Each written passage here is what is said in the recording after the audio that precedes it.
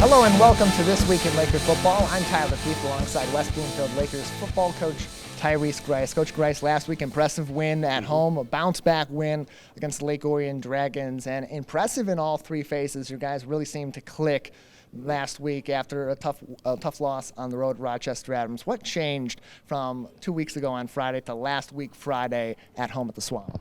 I think a good week of practice and the focus on the details and let the guys know that when you're coming back from a loss, what you have to really do to prepare for the next game to get over that loss. And we did a good job with that with an excellent week of practice.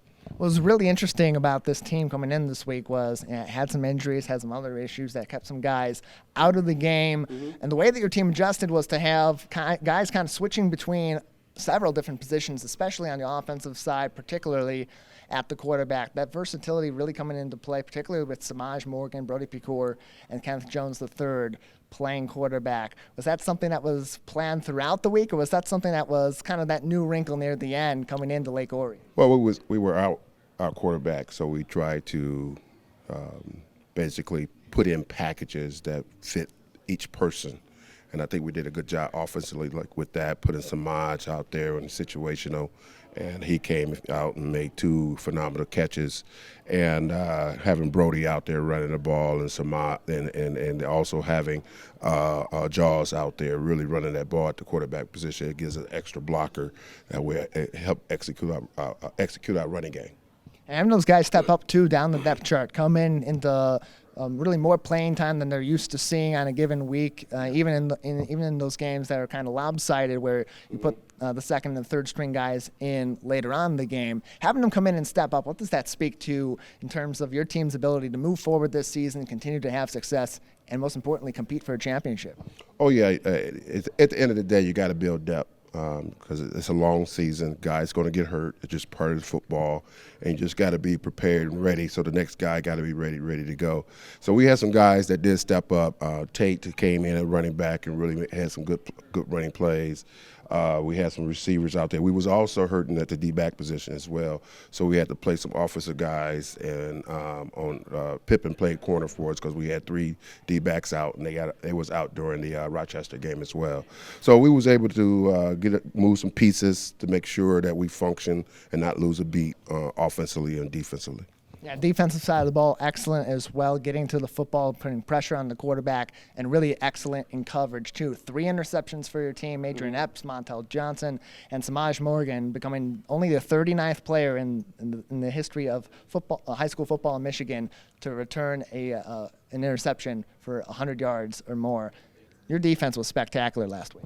Well, you know, we took pride in that, giving up 35 points the week before. And the defensive guys really realized, hey, we got to play our best game every day and every week.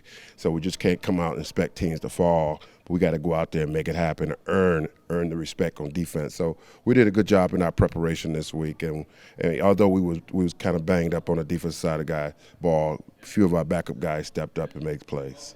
Depth definitely helped, and of course talent and versatility on the offensive and defensive side of the ball, certainly a huge help last week against the Lake Orion Dragons. Coach, your key takeaways from that game against Lake Orion and what that means for your team going forward to have some of the positives that came out of Lake Orion be what they were and be so significant in that game. Well, you know, winning always changed attitudes, and it's good that we got back on the winning column moving forward. But going into the playoff, we really got to be moving in the right direction, moving in stride, and all facets of the game need to be clicking. So we able to really establish our running game. So that was something that was intentional. And so we did a good job in that area. Of course, we didn't have our quarterback, but we was able to manage the passing game as well. Well, Coach, we appreciate you talking to us. We'll take a quick break, talk to a couple of players. We'll come back, we'll preview this week's upcoming game against the Oxford Wildcats happening right here at West Bloomfield High School. Kickoff's at 7, our coverage begins at 6. We'll be back with more. You're watching and listening to This Week in Laker Football. Jaws in the Wildcat. Picor to his immediate left, the fullback. Snap to Jaws. Going to get a great block by Picor. Takes it up, big out. Nothing but space. On his feet. Touchdown, West Bloomfield. Kenneth Jones III gets a great opening. Gets an even better block. and takes it into the end zone once again for the Lakers. 13-0 is the lead. Wake up, Greater West Bloomfield. Start your mornings with The Splash and tune in for The Splash Live. Get acquainted with people, places, and activities that are live, local, and for you. First thing in the morning, weekdays at 9:30 a.m. on our Civic Center TV YouTube page, or watch us live at Civic Center TV or on Facebook. The Splash Live, Greater West Bloomfield's live update show.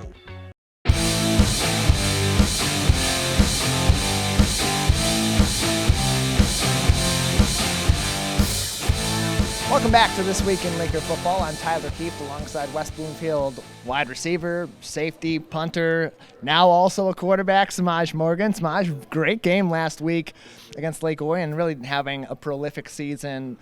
Got to be the front runner for Mr. Football in the state of Michigan. For you, being in that role, how does that feel for you as a leader on this team, but also a guy that's going to be playing at the next level in a very competitive school at Michigan? Well, I feel like, Rick got hurt.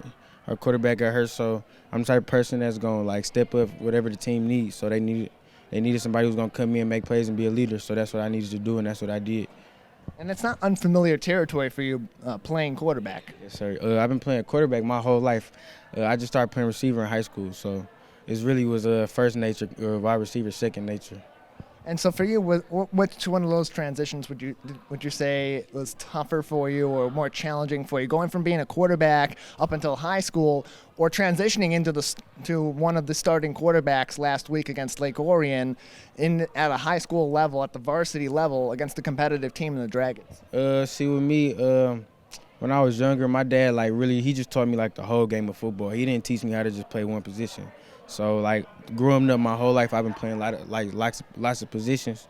You know what I'm saying? So when I got to high school, I had to change. It was real easy. I had the work ethic, so I just go work out with Coach V. You know what I'm saying? He got me better at receiver. And then the transition last week from receiver to quarterback, it was really just easy because, in practice I throw a lot. We run some trick plays in practice, but we usually don't run them a lot in the game. So it was really just easy, but a lot of things that was challenging for me was learning line calls and stuff like that on pass plays. So overall, it was okay, except for one little, hiccup with the line calls and all that. Coming into this week against Lake Orion, it was a tough situation. You're coming off a really interesting game at Rochester Adams, a game that was frustrating in many ways for many different people on the field, some issues off the field as well. So for your team, how important was it for you in a leadership position, but really for everybody to work hard to come together for that homecoming game against Lake Orion and reshift your focus to going forward and putting Rochester Adams behind you? Just like you said, it was our homecoming game. We really ain't want to lose at home on homecoming. So we all knew that we had to come with a better mindset. We had a meeting at the beginning of the week last week, and I think it changed all of our mindsets, going into practice last week. So we all knew we was all in the four-way tie. Us, Adams, Lake Orion, and Clarkson, we was all in the four-way tie. And if we lost that, we probably would have been number 4 or something number 2, whatever. I don't know how it really go, but we was all in the four-way tie, so we understood what was at stake during that game. Knowing that you're a competitor here for the state championship, as West Bloomfield is every year, always in the mix, you're having a great season. Individually, you are as well. And then you look at your future. You're looking at going to Ann Arbor next year, playing at the University of Michigan. They're having a great season, much to the chagrin of this Spartan, who's having a difficult year. But that's a tough time. Plenty of defense here at least, so that's at least a relief. But Semaj, you're looking into the next level, knowing that you're going to be going into an environment where you're going to be competing for a championship there as well. How does that help you to center yourself this season and really working hard to put yourself in the best position to have a great game week after week, and therefore putting your team in a better position to win week after week? So the 2020 year that we won the state championship, we had some great leaders on that team. Donovan Edwards, Maxwell Harrison, and Jordan Hoskins.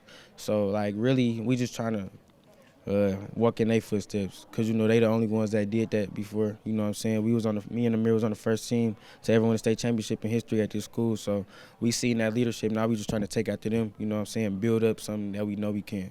You have a great relationship with them also. The L-Boyz pride runs very deep through the alumni of West Bloomfield High School. And having been so heavily involved in that team that did get to the state championship and having those lines of communication open, what do you say to the guys down the line on the team, the younger guys on the team, the guys coming up and emerging into leadership positions, about what this team has to do to take it to the next level throughout the rest of the season and truly compete with the best of the best for the championship in D1? Well, you know, with me, it's really just stressing. Like, with my team, I really stress, like, being a dog, bro, having heart. You know what I'm saying? You don't just let nobody just come dog you out. So, like, I feel like thing we need to do, we just all need that heart in our chest, that big old heart in our chest that don't want to lose, that don't want to settle for nothing but number one. And I feel like we are starting to get that mentality that some of us on our team has. Not all of us on the team got that mentality, but once we all get it, it's going to be dangerous.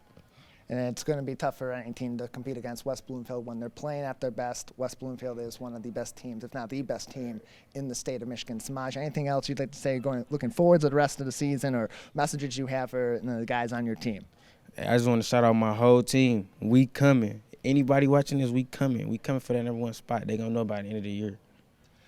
Competing for Mr. Football as well, and definitely atop the ranks here in West Bloomfield for those voting online for the State Champs Network. Semaj, thanks for being with us. Thank you. Appreciate it. Big game coming up on Friday for West Bloomfield against Oxford. Again, right here at home at the Swamp. 7 o'clock kickoff. Our coverage begins with This Week in Laker Football at 6 o'clock and the Laker pregame show at 6:30 with Dave Scott and I. We'll be back in a moment. We'll talk to Amir Herring and then talk with Coach Grice and preview this upcoming game this week against the Oxford Wildcats on Friday. You're watching and listening to This Week in Laker Football. L-Boyz.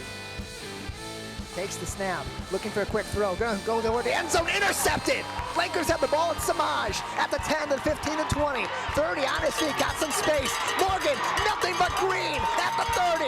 Takes it down to the 20, shifty move on his feet. Pick 6, Semaj Morgan. Time expires in the half, and that is bye-bye. Semaj takes it to the house, and that jukebox at full volume. Plan a day out, enjoy an exquisite dinner, or soak in the atmosphere at Orchard Lake Mall in the heart of West Bloomfield. Between Maple and Orchard Lake Road, capture the moment at Frameable Faces. Wrap up your back-to-school shopping at Guys and Gals, or get presents for your pet at Premier Pet Supply, and so much more. Visit the Orchard Mall in West Bloomfield, and consider visiting November 26th for their Small Business Saturday. Orchard Mall in West Bloomfield.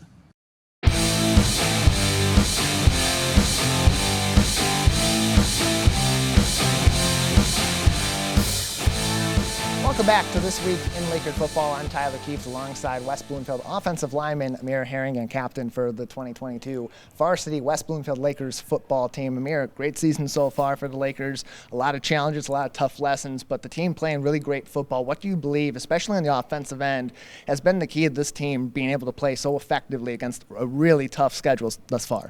Just the OAA, they really just prepare us for, the playoff runs that we're going to have later in the season. Every opponent, we just take it week by week because everybody's really good in the OAA-red.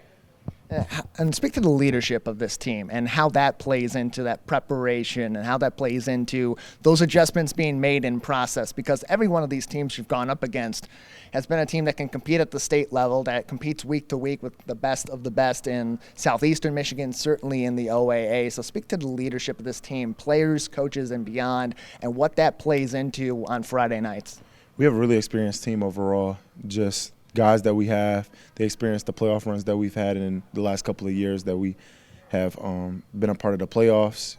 Every year, we try to win the state championship here at West Bloomfield, so we have a lot of championship DNA here. And a lot of the guys, that's on our roster has played in, the big playoff games that we've had over the last couple of years. Some of us was on the state championship team that we won. And just overall, just the leadership with the guys, the captains, we just enforce really being the best you can be and giving 110% every time you're on that field, because nothing is promised.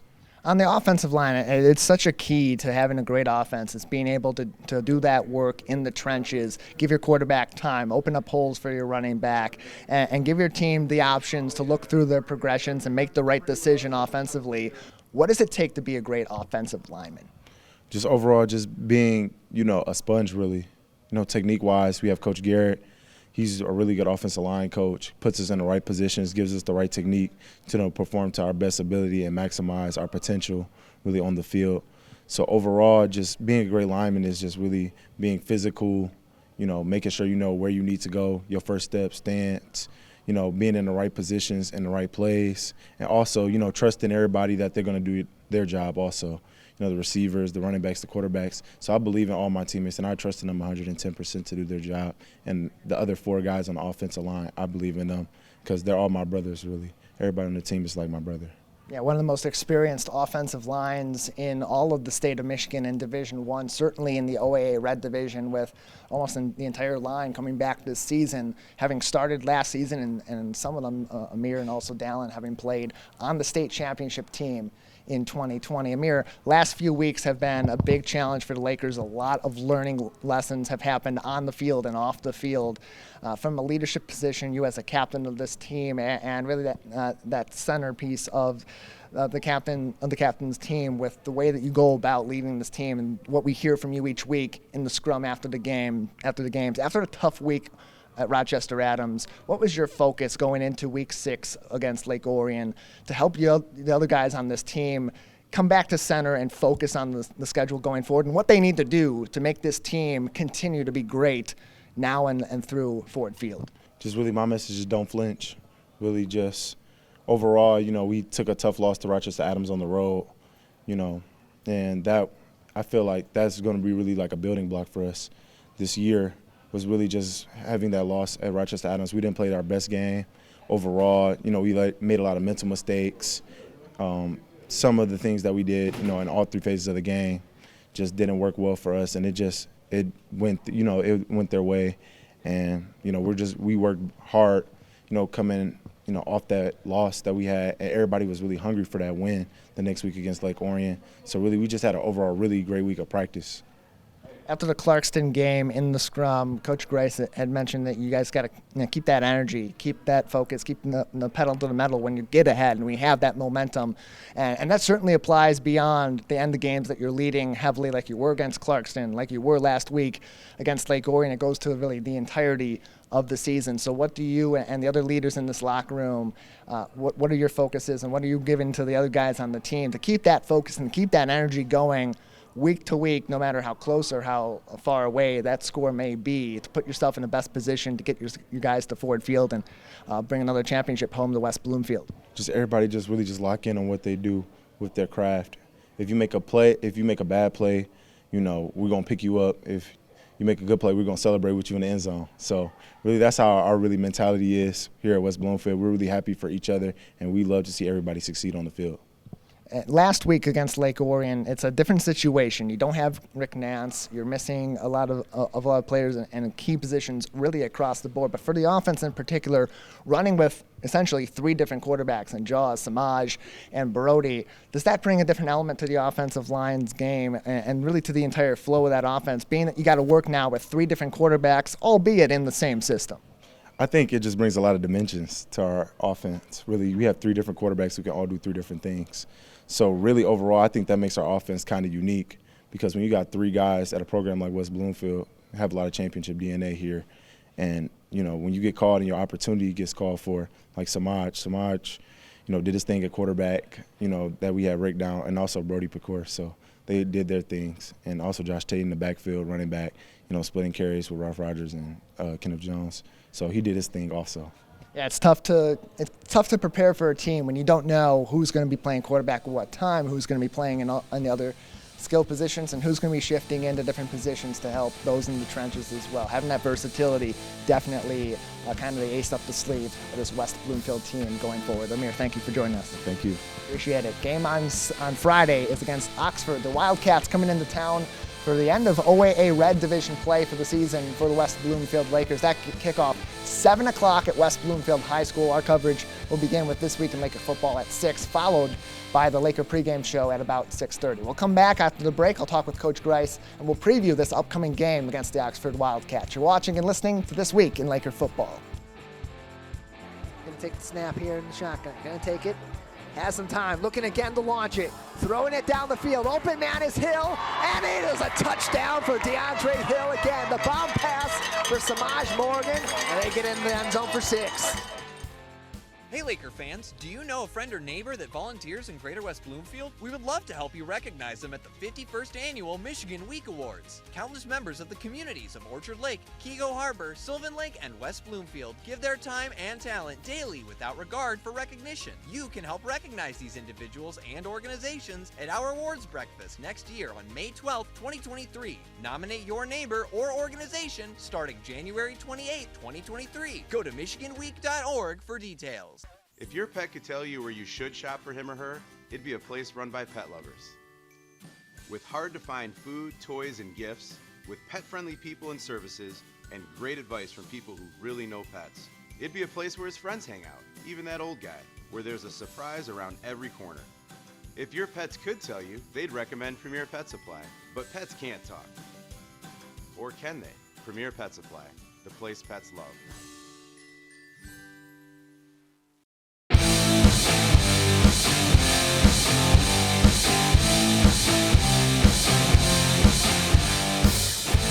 Welcome back to This Week in Laker Football. I'm Tyler Kieft alongside West Bloomfield Lakers varsity football coach Tyrice Grice. Coming up this week, another game in the OAA-red division, finishing off the OAA-red season against the Oxford Wildcats at home. Having come off a game where your team played strong in all three phases, what do the Lakers need to do to continue that momentum and play at that same level this week against the Oxford Wildcats? Well, just continue to bring the intensity, knowing that, hey, the playoff is coming soon, so we got to make sure that we playing at a high level no matter who we play. Oxford's a good team, good program. They always played us tough year in, year out, so we're looking forward to playing these guys this week and get back into that winning streak that West Bloomfield's used to having. Yeah, some of those key players for Oxford in the past, those veterans in the skill positions, wide receiver, quarterback Brady Carpenter having moved on. But this team's still a very strong team that plays well in Zach Lyons' playbook. What should we know about Oxford coming into Friday night? Well, they play a lot of multiple formations, so it's one of those games where our players got to really pay attention to these different multiple formations. They do a lot of they do a good job flying to the ball, running to the ball. They got a good defense and playing the ball.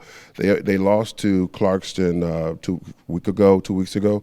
They only lost 14-3. So they play these games where they stall the game. So we got to make sure we get on top early to make them pass more and not be to our strength.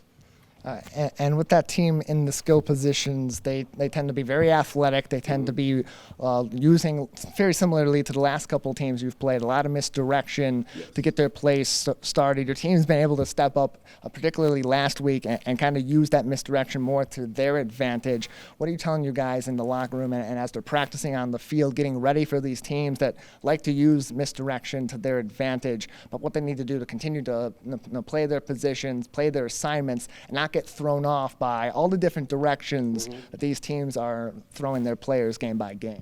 We just got to make sure that our guys train their eyes, trust what they see, and flying to the ball. A lot of times when you got a misdirection, it's all about taking the right angle and pursuit to the ball. So that's one of the things we have to do a good job at this week is pursuing to the ball. If they do get us, we're going to make sure we get 11 men to the ball. So that's something that we have to continue doing. And we just practice those plays, and when we see the formation, given the situation, get an idea what they're going to do. We'd be remiss to not talk about the impact of Tate Meir on that program at Oxford High School and the impact of his leadership on football players across southeastern Michigan, around the state, and around the world. Speak to that and how Tate's story applies to really football in general and your team and the leadership that is required to have a successful football team, but also for these players to be successful young men and quality young men going forward. Well, Tate was a player that really represent Oxford. Hard worker, run hard. Unfortunately, the situation that happened to him last year create a whole atmosphere of sorrowness, and so when we played this guy last year, he really ran hard on us and ran a lot of yards on us.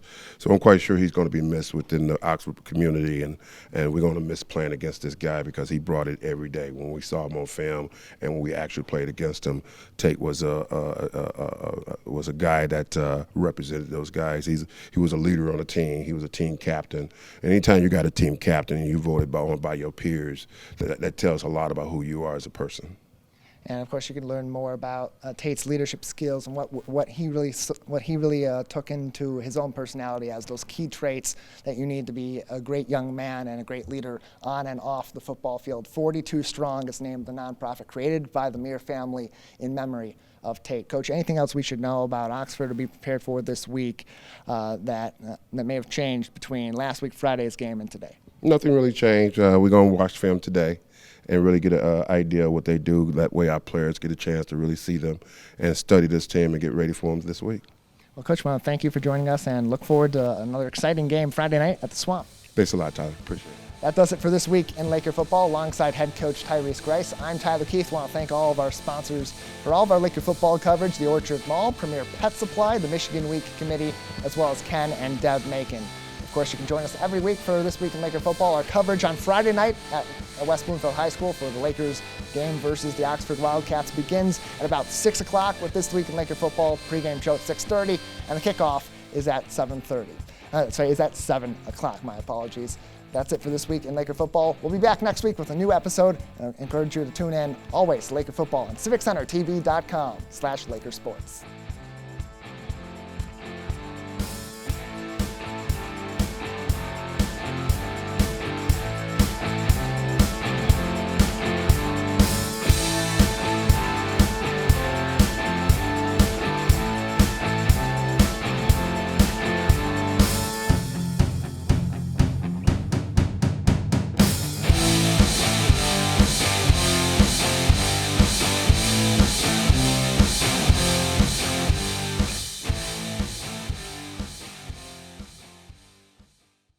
You too can help preserve the memory and the life lessons of Tate Meir and help create a better future by helping students develop a greater sense of purpose, community, and resilience. Visit 42strongtate.org.